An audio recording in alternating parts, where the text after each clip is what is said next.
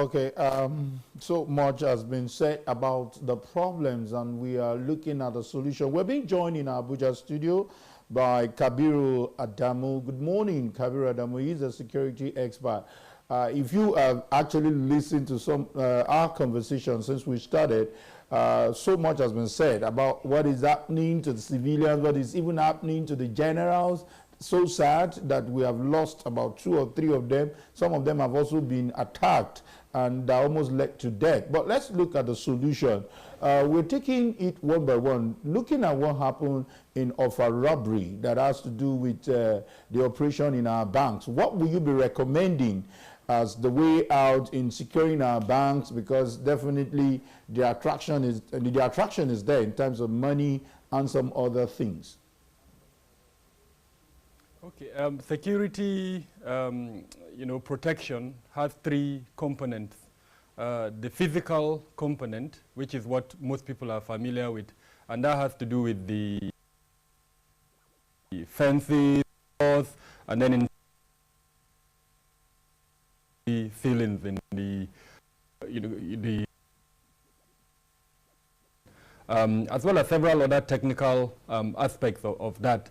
Then you have the systems that are in place to put all of that together. And then, of course, lastly, you have the processes that would be introduced.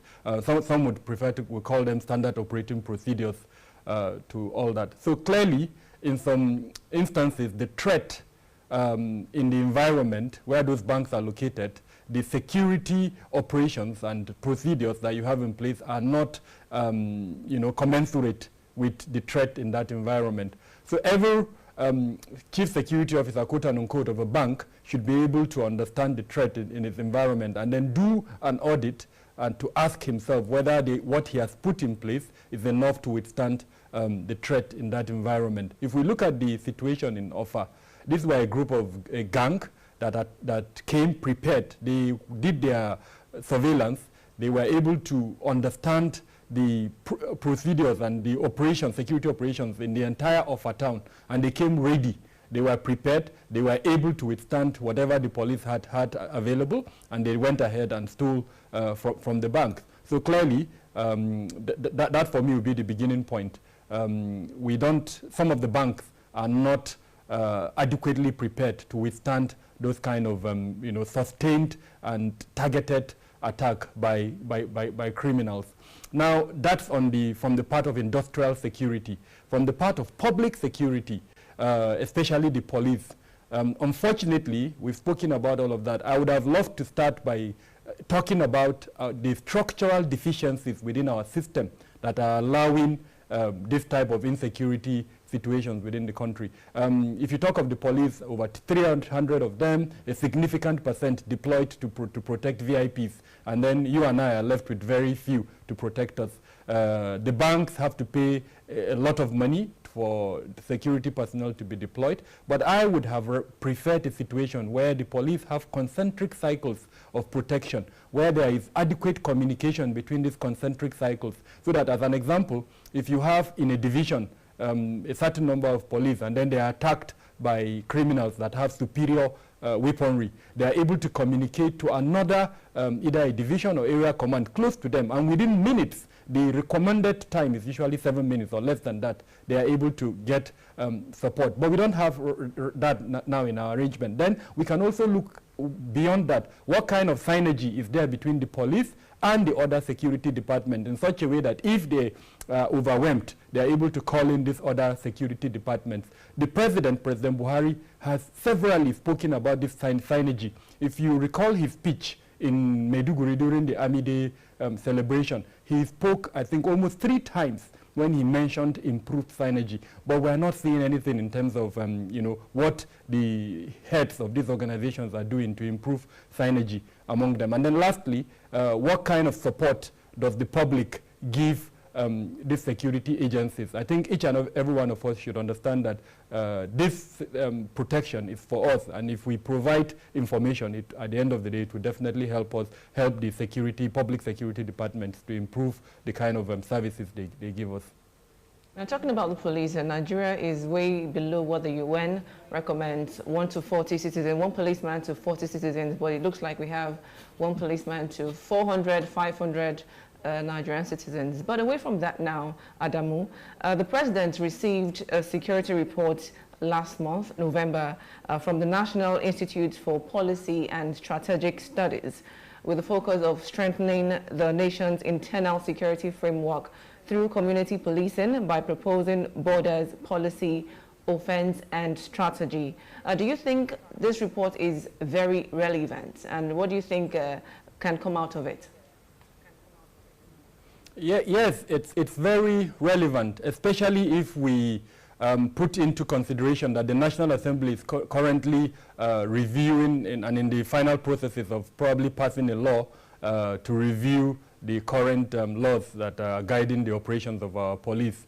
So that input by the National Institute for Policy and Strategic Studies that specifically talks about internal security, I think is relevant in the sense that if we are able to implement it, especially since for one of the few times I am commending them, they are appreciating what community policing really is.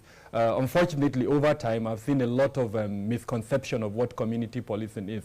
Some people think community policing is handing over the operations of the police to the communities. No, that's not community policing. It's all about a policy shift where you and I, as members of the community, see the police as serving our functions. So in other words, what is the ethos of the work of the police? Is it to protect the rich only, or is it to protect the poor or every member of the community? And that is what community policing really is.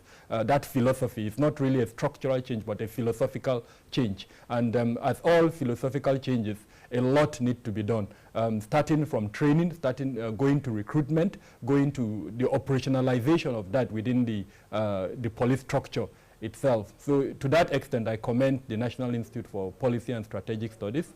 I'm only hoping that as the National Assembly continues the consideration of this law, this new Police Reform Act that is currently considering, especially when it comes to the open hearing, this input by the National Institute would also be considered strongly. And then, of course, it should also make it very open so that members of the society, including industrial security players like myself and several others, would be able to contribute their own quota to this very important component.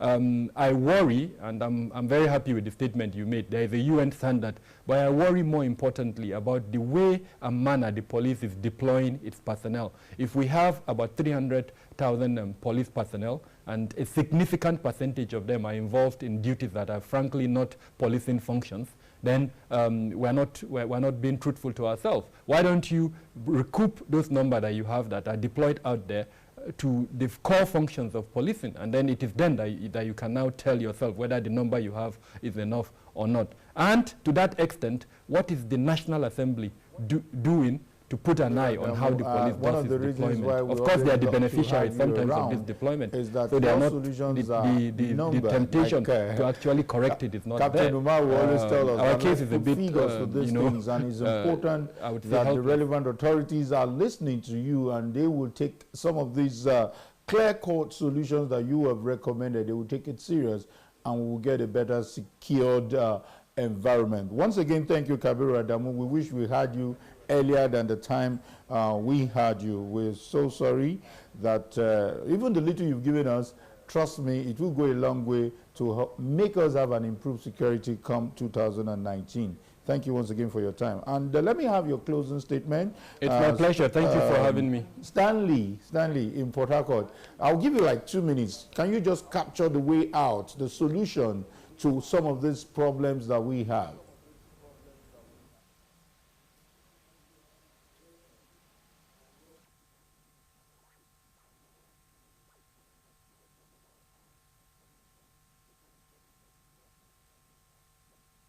Yes, the first thing to the solution is the government to be apolitical when it involves security.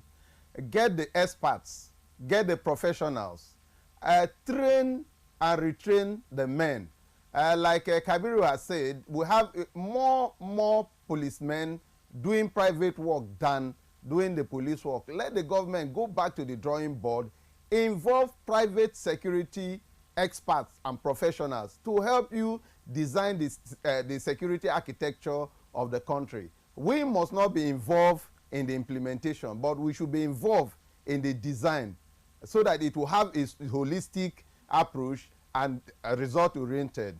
Then we should equally improve the welfare of the men you have already so that they will not be tempted maybe to walk the other way, or as people will accuse them most times of playing double standard. Thank you. And so for fellow Nigerian Institute for Industrial Security. Now let's wrap it up with Captain Umar, retired, a security expert.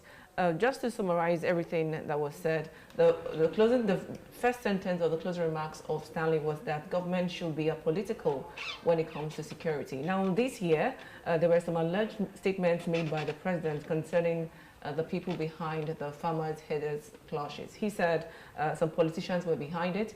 He also said those that were involved are from maybe Togo, you know, other borders. And then he also said it's from maybe ISIS, Iran and other countries that are fighting insurgency. Now, how would you, put this together? If Stanley is saying government should be apolitical in fighting or when it comes to security, and the president is, maybe laying blames on several people, what's the way forward in terms of solving this? Whether it's politicians, whether it's borders, whether it's foreigners generally? There are two ways forward. Before I tell you the two ways, let me respond to what you said about the president's responses. There were stories. I said numbers, not stories. Let them be from mass, no problem. Ask your service chiefs, security chieftains for results. Let them be from my mother's family, it's okay. Forget about the origin, the genesis. Talk about results. Results. Now, two things. One for our leaders, one for the led. For our citizens, we are going into transition, political transition.